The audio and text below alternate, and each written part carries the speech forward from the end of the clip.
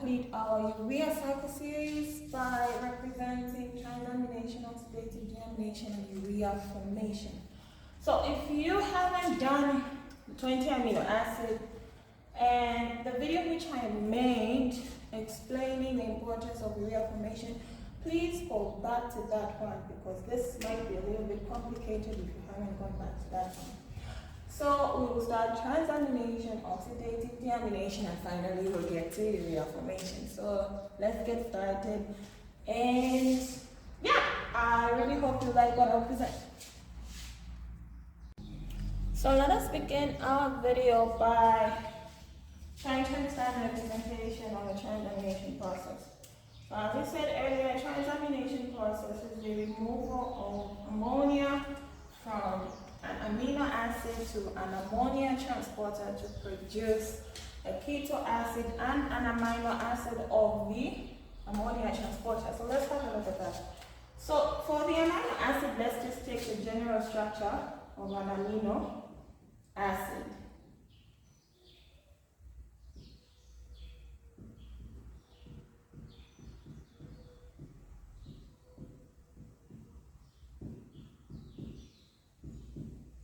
So alpha-ketoglutarate is our ammonia transporter. So we need to understand its structure. Its structure is relatively easy. So the first thing I'd like you to look at is glutamate.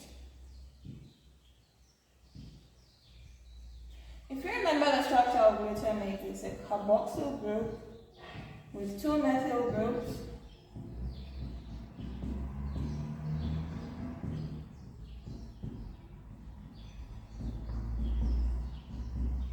and this part is the general structure of an amino acid. So our ammonia transporter is alpha-ketoglutarate. So alpha-ketoglutarate, okay, what it means is this. The term alpha comes from the alpha carbon of glutamate. The word keto is coming from keto acid, and the keto is drawn as a carbon atom double bonded to an oxygen atom. So that is a keto group. And then finally, glutarate. I kind of like to view it as low-key, they just felt lazy to make a new name for an ammonia transporter. It's glutamate, but they just put an R there. So basically, how do you make alpha-ketoglutarate? To the alpha carbon of glutamate, put a keto group. That's all. So alpha-ketoglutarate is going to be written the same way you write glutamate.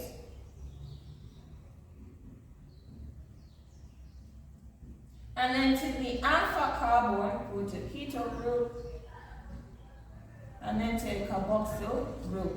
This carbon atom will have no hydrogens because we've got a total of 1, 2, 3, 4 bonds. And I hope that has reminded you of the structure of glutamate just as a, so to say, quick revision, okay? So now we can look at, now that we know the structure of alpha-ketoglutarate, we can now look at a transamination process. So let's kind of have a look, see what our products will be. So what we're trying to move is this ammonia, okay, to the alpha ketoglutarate, and then we're trying to move the keto group to the amino acid. So in the first place, why is it called an amino acid? The word amino comes from the ammonia, acid from the carboxylic acid. Meaning, if I remove this ammonia and take it here, it is no longer an amino acid because we've taken away the first name, but it is still an acid because I still have my carboxylic acid. So meaning if I take the keto group to here, I'm actually making it a keto acid. So how do we draw a keto acid? So what's going to happen here is this. You represent a transamination process with an arrow coming over here and over here because the reaction is reversible. And then because an exchange is happening, you want your arrows to touch, come down and show your products here and there. So how do you draw a keto acid? A keto acid is drawn as, since you remove the ammonia from here, okay, so R group, and then you attach it to a carbon atom, and then a double bond to an oxygen, and then to your carboxylate group. And you have made a keto acid. The keto group plus the acid part will make the keto acid. And then now the thing is, if we remove the keto from alpha ketoglutarate, you have taken away the keto name and made it remain with glutarate, but you are attaching ammonia. At the end of the day, you will produce the amino acid glutamate. And this is why glutamate is a non-essential amino acid. There is a very strong misconception that non-essential means I don't necessarily need it. Non-essential just means you can make it, because imagine how difficult your life would be to consume protein if you cannot synthesize glutamate. I wouldn't want to live in that world where I cannot eat meat. So it's very important, but non-essential because we can make it. You don't have to remember which amino acids are essential or non-essential. The functions of the amino acids will tell you if it's essential or non-essential. So basically, it's like if your body needs it in constant supply, even when you are sleeping or unaware, it is non-essential. So structure of glutamate, we already know it. And I hope you can appreciate why I'm emphasizing to please know your amino acids.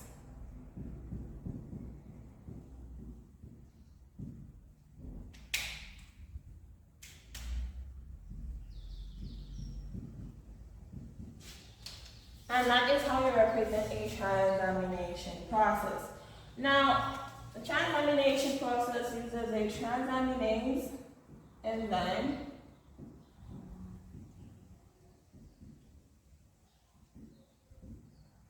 and pyridoxal phosphate, which is also called vitamin B6, as a coenzyme. So now we can look at transamination processes of specific amino acids, and every amino acid can undergo a transamination process and produce a keto acid, but there are two amino acids in particular I'd like to talk about. I'd like to talk about alanine and oxaloacetate. So going over this again, our transamination process, in particular, I've taken alanine. For alanine, the enzyme it uses is alanine aminotransferase, which is short for ALT. So again, we are sending our ammonia to our ammonia transporter, alpha ketoglutarate, and alpha ketoglutarate is sending this keto group to alanine. Okay? So we already know that alpha ketoglutarate will produce glutamate. So what will alanine produce? Alanine is going to produce the keto acid pyruvate. And if you in your exam ever forget the structure of pyruvate, please draw alanine. When you draw alanine, put a keto group on the alpha carbon. And that is how you remember biochemical structures. You don't need to remember them one by one because all of them are related. So to your alpha carbon, put a keto group. And once you put a keto group, put your carboxyl, and you have represented the transamination process for alanine. So now we're going to look at the transamination process for aspartate. So if you remember the structure of aspartate, aspartate is the addition of a carboxyl group onto a methyl group of alanine. So we already know, again, transamination process, alpha ketoglutarate comes in and makes glutamate. The difference is the enzyme is going to be aspartate aminotransferase, which is short for AST. The question becomes, what happens when aspartate undergoes a transamination process? Aspartate, after undergoing a transamination process, will become the keto acid oxaloacetate. So if you ever forget the structure of oxaloacetate, just draw aspartate and put a keto group on the alpha carbon.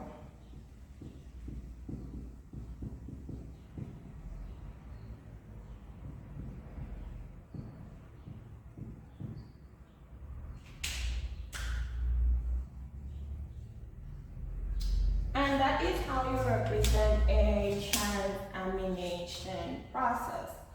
All amino acids can undergo a transamination process, but when we start looking at conversion of amino acids into specialized products, we will look at transamination processes in detail of each and every single amino acid.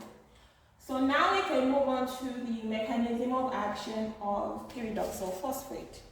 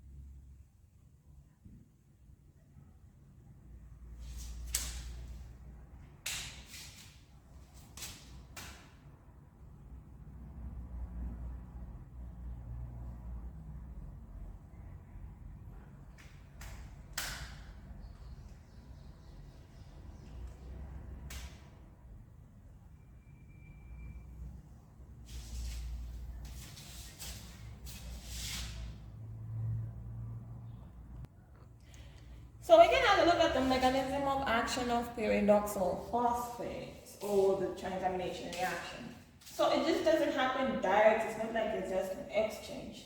So what happens here is the amino acid will send its ammonia to pyridoxal phosphate, making pyridoxal amine phosphate. Pyridoxal phosphate will send it to the alpha ketoglutarate. Now this will bounce off the keto group and send it to alpha ketoglutarate, and alpha ketoglutarate will send the keto group to the amino acid. And that's pretty much it. That is the mechanism of action of the transamination process. And I did make notes on that, but I also like to use the Lippincot's book. It illustrates this really, really well. And now we can move on to oxidative deamination. So we can have a look see at oxidative deamination. So oxidative deamination is just our body dropping off this ammonia in the liver, because only the liver is the one that has the enzymes capable of making urea. So all this time we're working so hard to get rid of this ammonia, and this ammonia has finally been transported to the liver. I will make a separate video on transport of ammonia to the liver, as it is important for your disposal of amino acids. So now, what's going to happen ammonia. And in doing this, okay, we no longer have glutamate anymore. When we remove this ammonia, it's no longer glutamate. What we'll produce our bestie that we've been talking about, which is alpha ketoglutarate. Okay? So now, alpha ketoglutarate, its structure, okay? It's the keto group on the alpha carbon. But if we come back here to the structure of glutamate, when we take this out, there's still a hydrogen on the alpha carbon, and you need to take it out, and we use nicotinamide adenine dinucleotide. It will swoop in, take it out, and produce nicotinamide adenine dinucleotide plus hydrogen ion. And once it does that, if you remember very well, this beautiful structure over here goes to the electron transport chain. That's another crucial thing to know. Immediately after amino acid, something you really want to know is the electron transport chain. And I will make a very, very detailed video on that one very soon. The enzyme responsible for this reaction is glutamate dehydrogenase. So now, oxidative deamination is a reversible reaction. So it can go this way or it can go that way.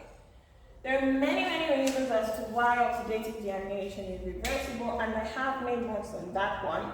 So you can just comment down below. I will send you a phone number, you can send me a WhatsApp, and I will send you a PDF explaining some of these things.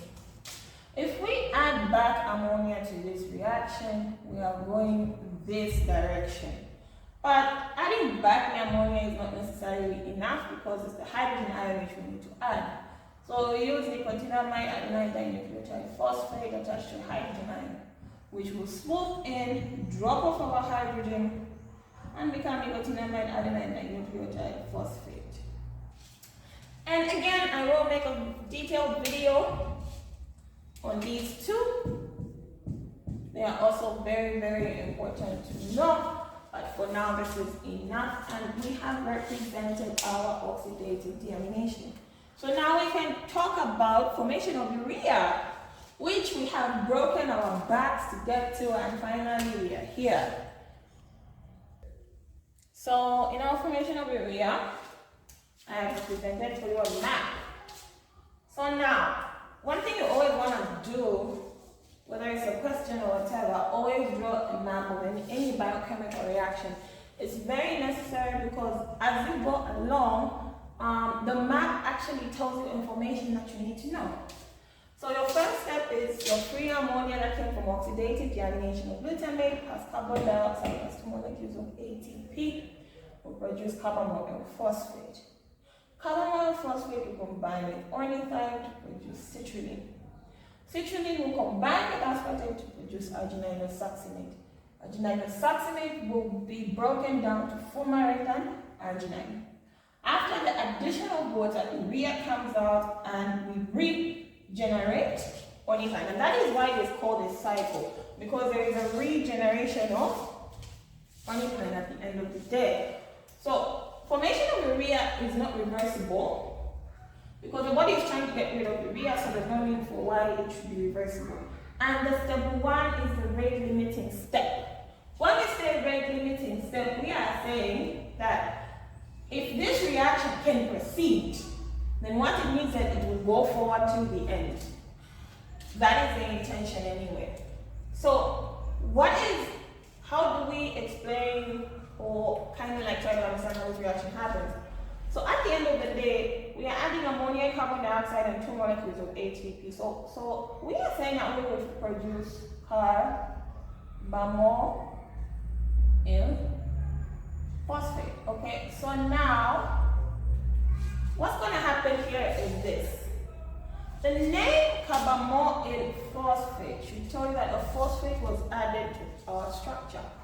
At the end of the day, we are trying to get rid of this ammonia into the urine, so you know that your structure is going to have the ammonia at the end of the day. And then the carbonyl part tells you that there is carbon dioxide. The moil means something was taken away. So let's try to figure out what that means. So carbonyl phosphate has got no positive charge. So our NH3, if it binds to anything, okay, it is going to produce a positive charge. So what we're going to have is NH2. So that when something binds there, we're not going to have a positive charge at the end of the day. For the carbon dioxide, if you expand it, it's like this. Do you see this negative charge here? That tells you that it is very unstable and can undergo a reaction. So this carbon part has got 1, 2, 3 bonds. We can attach a fourth bond, and this fourth bond is going to be our NH2. Bonded to the carbon atom, double bonded to an oxygen, and here we've got an oxygen with a negative charge. Now the name, so basically this is your carbonyl part. This is your carbonyl part. So what is your phosphate part? We have 2 molecules of ATP. So now this is the structure of ATP over here, and I will make a detailed video on that. A phosphate group of ATP is a phosphorus atom bonded to 4 oxygen atoms. 1 oxygen atom has a double bond, the rest have single bonds. So these ones will be negatively charged and can easily undergo a reaction. For a phosphate group, only 1 oxygen atom has got a double bond. So let us draw our phosphate. We're going to attach our phosphate here. So it's going to have a phosphorus atom bonded to 4 oxygen atoms. Now, I just said that a phosphorus atom, one of them has got a double bond. So we'll put a double bond there.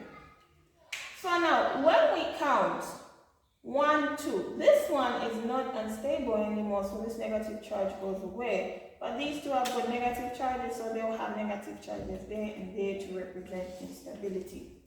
So when we take a phosphate group off ATP, this is what essentially happens. You are going to produce a diphosphate. Okay? ATP means triphosphate, so it becomes diphosphate. So to form carbonyl phosphate, at the end of the day, you give off ADP.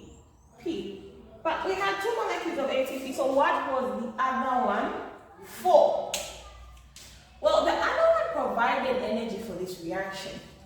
So, what happens to the other molecule of ATP is this, okay? ATP provides energy to the body, and when I'm explaining enthalpy, I'll get into real detail of that. High energy bonds are here, okay? Now, when these bonds are broken, it can give energy for reaction to occur. So one of the molecules of ATP broke off to provide energy for this reaction to happen. And when breaking off, it also lost a molecule or a phosphate group. And in doing so, we produced 1 adenosine diphosphate to give to the carbonyl phosphate. But the other one provided energy. So we produced 2 adenosine triphosphate. What happened to the other phosphate group that just broke off? Well, because it broke off, we're going to say plus inorganic phosphate. Meaning when we add this inorganic phosphate to one of these, we produce 1 molecule of ATP. If we take this here, we add it there, we produce another molecule of ATP. So our equation is balanced for the 2 molecules of ATP. Where do these 2 guys go? They go to the electron transport chain. And that is why it's a very cardinal topic. For this reaction to proceed, we're going to use the enzyme carbonyl phosphate synthetase 1. There is carbonyl phosphate synthetase 2, but that conversation is for purines and pyrimidines, which we will do very, very soon. So now, at the end of the day, we have very nicely represented our carbonyl phosphate. So this this reaction is activated by N-acetylglutamate. And I guess that is it. And now we can now take our carbamoyl phosphate, combine it with ornithine to make citrulline. So let's figure out how to do that. So now let's have a look at our next structure or next reaction, which is the addition of carbamoyl phosphate to ornithine to make citrulline. So the thing is, the name citrulline at the end of the day, that's what we're trying to make, has got no phosphate in the name. So what does that tell you? That tells you, like, wait a minute, if there's no phosphate in the name, the phosphate part of carbamoyl phosphate was given off as inorganic phosphate. And the thing is, what's going to happen here, it will also go to the electron transport chain. So now, what is ornithine? Ornithine is an amino acid. Now, it is not necessarily an amino acid. It is an amino acid, kind of like a woman forcing a relationship, or the way some of us just decided to force ourselves with medical school until we go to the finish line. The thing is, with ornithine, it has no corresponding codons. So it has the general structure of an amino acid, it has a functional group, but no corresponding codons. And that is why it is not considered an amino acid. It does not fit all the criteria. At the end of the day, what is the structure of ornithine? Ornithine, number one, is basic. So ornithine, all you're going to do is, ornithine is just an ammonia, because basic will say it's going to be positively charged at the end of the day. Attach it to 3 methyl groups. And then finally to the general structure of an amino acid. So if you compare ornithine with lysine, the structures are basically the same. With lysine, you just add one more. And if you've forgotten, please go back to your amino acids. So citrulline, what's going to happen is the enzyme ornithine transcarbamylase is going to take the carbamoyl part of carbamoyl phosphate, and we're going to give off the inorganic phosphate part. And it's going to attach itself to ornithine. Which part of ornithine will it attach itself to? This one is the most unstable part and will donate some of its hydrogen ions in order to accommodate the carbamoyl part of carbamoyl phosphate to make citrulline.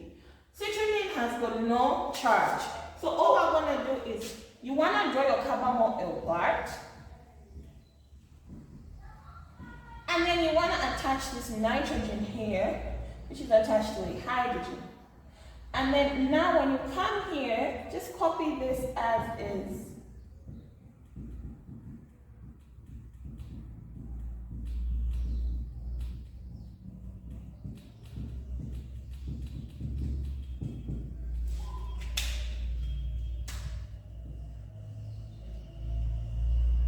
And that is how you form citrulline.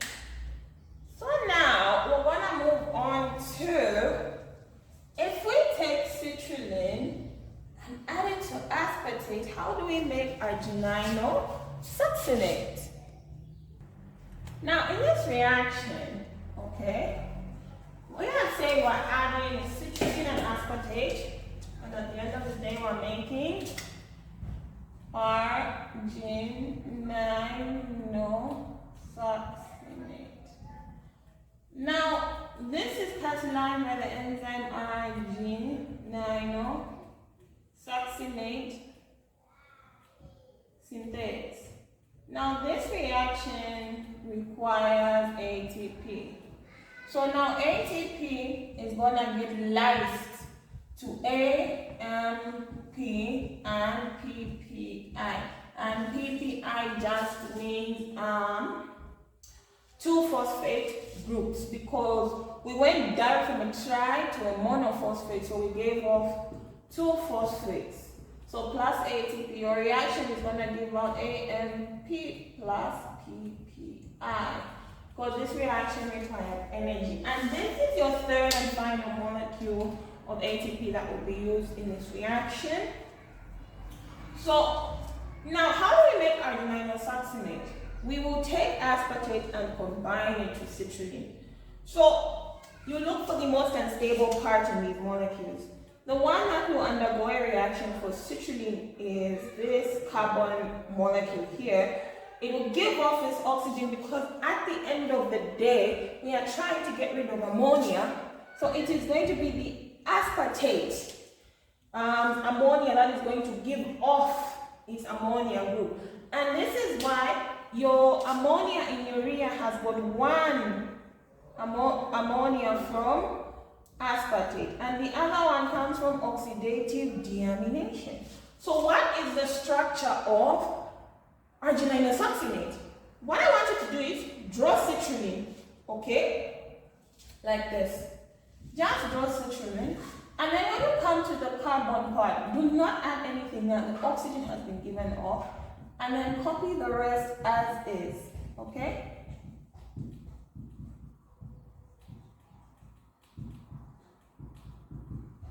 Once you do that, you want to add your aspartate. Arginine succinate has no charge, it is not basic. You are going to take this and put it here. You put a nitrogen there, okay? This nitrogen is bonded to the alpha carbon, so you put 1, 2, 3. Nothing more can be added, and this alpha carbon is CH, okay? On top here we put the carboxyl part, which is this part. Here we put CH2, and then here we put the carboxyl part, and you have made arginine succinate. And this is where it gets interesting, okay? This is where it gets good here.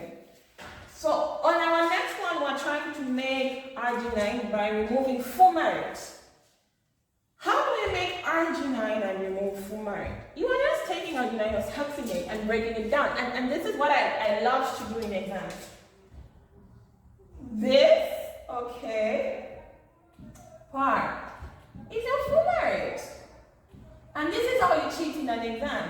If you ever forget the structure of fumarate, just take the carbon skeleton of aspartate. That's all you need to do.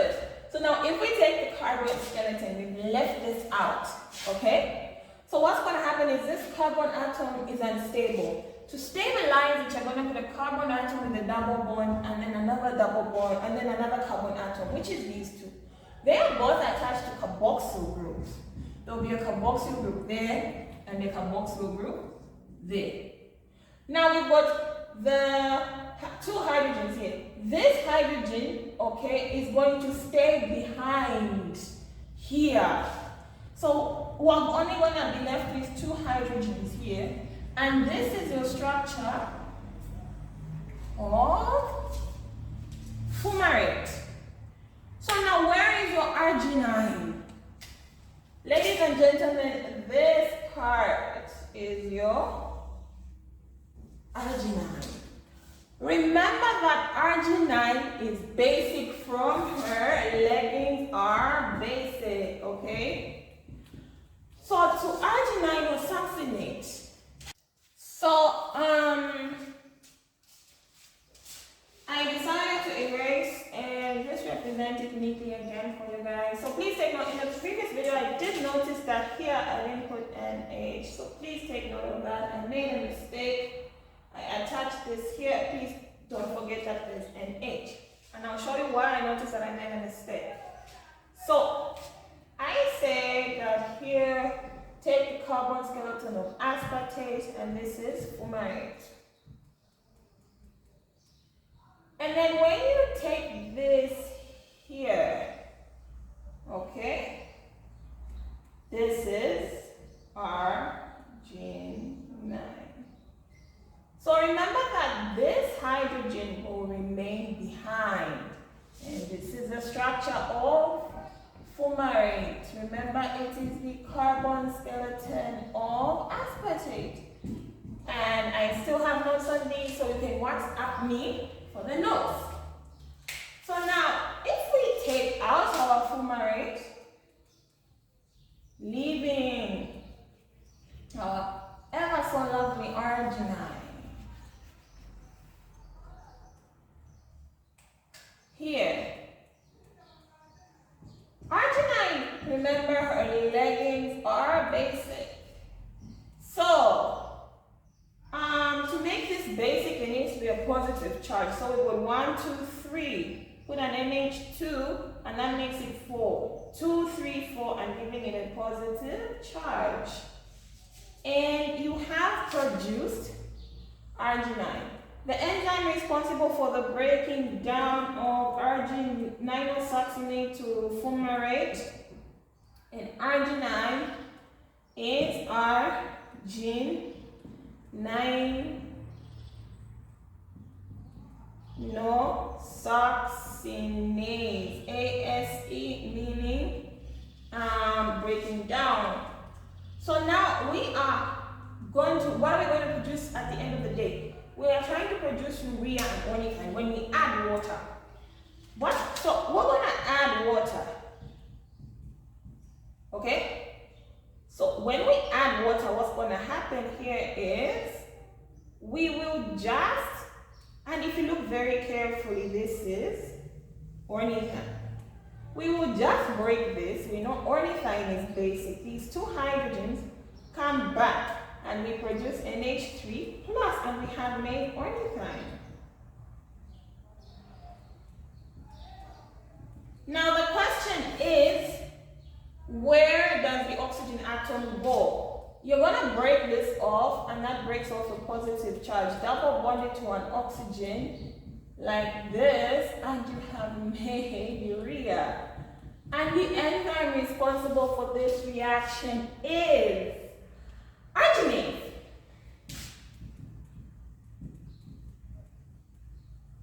So how do you draw arginine without all the hassle? And I promised you in my previous video I'm going to do this. Let me do it now. You take urea, which is a carbon atom double bonded to an oxygen atom, nitrogen atom with a 2, and then here NH2, right? All you are going to do is ornithine, remember that it's 3 methyl groups to the general structure of an amino acid, and then add this. You're just going to take urea and add it there. And that is how you make your life all the more easier in an exam.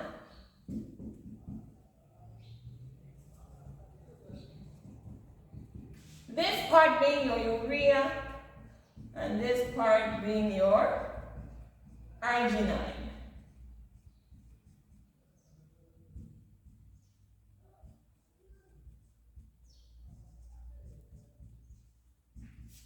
And guys, really that completes our urea cycle. This is your urea, this is your ornithine.